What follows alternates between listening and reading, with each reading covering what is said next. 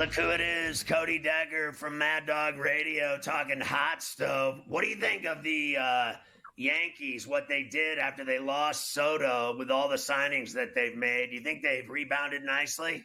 I think they rebounded nicely. And I think what they've actually done, I said this from the get-go, this has the opportunity of being a serious blessing in disguise as long as the Yankees go out and spend some money, which they have, because they kind of let the cat out of the bag a little bit, Scotty.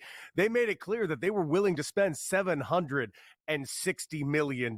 So if they walked out of this offseason without spending at least half of that $760 million, this was going to be a fail and an epic fail, but it's not. What they did was they filled in the cracks and all the holes this team had it. They needed a closer. Guy was swinging missed stuff. Cue in Devin Williams. You needed a guy that give you a little bit of leverage for first base and the outfield. Cue in Cody Bellinger. You needed get yourself a frontline starter. Bring in Max Fried, and he's not even your ace. And you throw that on top of Paul Goldschmidt on a really cheap one-year deal. I think Paul Goldschmidt's got plenty left in the tank, considering the fact that he hit 245 last year with 56 extra bases and 22 homers. That right there alone is an upgrade at first base for the Yankees. And if the Yankees go get a third baseman too, say like an Alex Bregman, the Yankees have won this offseason and then some. You think he'll do well, Goldschmidt? You think he'll be able to hang? I think he'll be able to hang enough. Keep in mind, he doesn't need to be the Goldschmidt at all. He doesn't need to be the MVP of 2 years ago. He needs to be a good defensive first baseman, and he also needs to put some balls over the fence. 15, 20 home runs. If he could stay around 250, absolutely he's got that in the tank, especially in that hitter-friendly spot in the Bronx. What'd you think of the Buehler deal? I thought it was a pretty little fancy move by the Boston Red Sox. 1 year, so not a huge impact to their entire thing. Helps them early on in the season while they're waiting for their other injured players to get back. Whitlock still hurt. You got Giolito's going to probably start the year on the IL. And then you got Sandoval, who they just signed to a 2-year deal. I liked the move. I thought it was a good move right out the gate, but they need more. They can use a veteran presence in that clubhouse. I'm not against adding another arm if they have it in them. Crochet was a hell of a pickup. The Red Sox are not being quiet, but they could make one more splash. So the Dodgers, as usual, spend a lot of money and they reload, and they're still the best team in baseball, wouldn't you think? Yes. I think as much as I'm enjoying the moves by this team and that team and this team and that, the Dodgers don't even need to make that many moves. And the moves they made already were fantastic. Bringing back Tommy Edman, who was a huge impact player for this team. And frankly, the only thing I'm waiting for is when's Teoscar signing back? They could really use Teoscar Hernandez and Kike Hernandez. Outside of that, there's nothing else the Dodgers need. Reminder, the Dodgers are getting back Dustin May. They might get back Tony Gonsolin. They're getting back Tyler Glasnow, and they're getting back Shohei Ohtani. That's 4 pitchers they didn't even have in the World Series, man, and they're getting them all back. Who's to say they don't go and grab Roki Sasaki as well? I think he's going to end up being a Padre, but the Dodgers, I don't think, are done either. I wanted to get Teoscar in New York, to be honest with you, with the Yankees, and I guess that's not happening. Nah, it doesn't look like there's any space for him. We currently have the spots locked up. It looks like with Bellinger joining the team, center field, and maybe occasionally over at first base to spell out Paul Goldschmidt.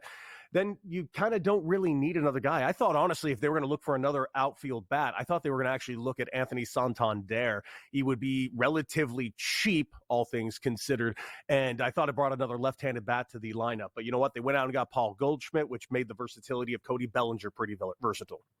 Why hasn't he gotten a gig yet, Santander? I have no idea. I don't know if he's just lower on the pecking order right now. I think there are a lot of teams that would be interested. San Francisco comes to mind. I'm sure that the Seattle Mariners come to mind. The Toronto Blue Jays seems like a perfect fit, not to mention where the hell he just has been. Why aren't the Orioles bringing him back? Also, on top of that, why aren't the Orioles doing anything? I mean, how about Toronto? What did they do? They always lose out on everybody. They lose out on everybody, and they end up with nobody. And again, I've said this everywhere who will listen. Everyone talks about Steve Cohen being so damn rich, and he is, $16 billion. But Mr. Rogers up there in Toronto, that dude's got $9 billion. He's been the richest owner in Major League Baseball since Jump, when he actually got into the gig. I don't know why this team won't spend the money that they need to spend to compete, because that team's got the entire country on their back. I firmly believe this. If the Toronto Blue Jays are good, it will hasten the re-existence and re-emergence of the Montreal Expos, because Manfred already said he wants to expand baseball by 2029 by 2 teams. Montreal, let's get back into Canada, bro. How do you think that 15-year deal Soto got's going to pan out for him, like health wise, everything else? He got all the money in the world. Do you think it'll pan out? I think it'll pan out for the next 5 to 10 years. And what I honestly think is we're looking at a guy who's eventually going to be a DH. I honestly thought the money for this guy was foolish from the get-go. I never understood it. Shohei Ohtani made sense to me. You're roughly giving him a 20-year deal because it's sparsed out over 20 years, and you're paying for two separate players, the pitcher and then the hitter. So that's $350 million each for each one of those players. Oh, I honestly think Soto will be a DH in 5 to 7 years, and he turns 35 years in, and that's a pretty big deal because he also has that opt-out of which, Steve Cohen can immediately void by making an $805 million contract. But keep in mind, he still leads another 10 years on that deal. How does it work out? If they got no rings after 10 years, it didn't work out. Do you like the Lizardo deal that the Phillies pulled off? I do, but it made me disappointed in what in the living hell are the Miami Marlins. This is a team that was in the playoffs 2 years ago, and they celebrated that playoff berth 2 years ago by giving Kim Ng, the first female GM in Major League Baseball, a new boss that she had to answer to. So she skipped out of town, and they've just been selling off all their decent assets ever since. I don't. Everyone looks over at the Oakland A's, well, the Sacramento A's, and gets mad at them, as they should. And trust me, I have a lot to say on that. But someone should really get mad at what's happening in Miami. It's been a calamity down there. What did you think when the Cubs landed Tucker? Shocked me. Literally surprised me, just because this has been a team that hasn't made a whole lot of noise as of late, and Tucker was a great pickup. I heard a lot of people around the Bronx begging for Kyle Tucker here in Yankee Stadium. I thought that was kind of a fool's errand. I didn't think there was any chance they would trade him over here to the New York Yankees. But for the Cubs, a lot of on base, a lot of stolen base, ton of power. He is a phenomenal pickup over there. If the Cubs could just go get another arm, I wish they would go and get in the Burns saga, but they simply already announced that they won't do it. If they can just get another frontline arm, the Cubs should run away with this division because the Brewers look like they're going to take a step back. The Reds are starting to improve.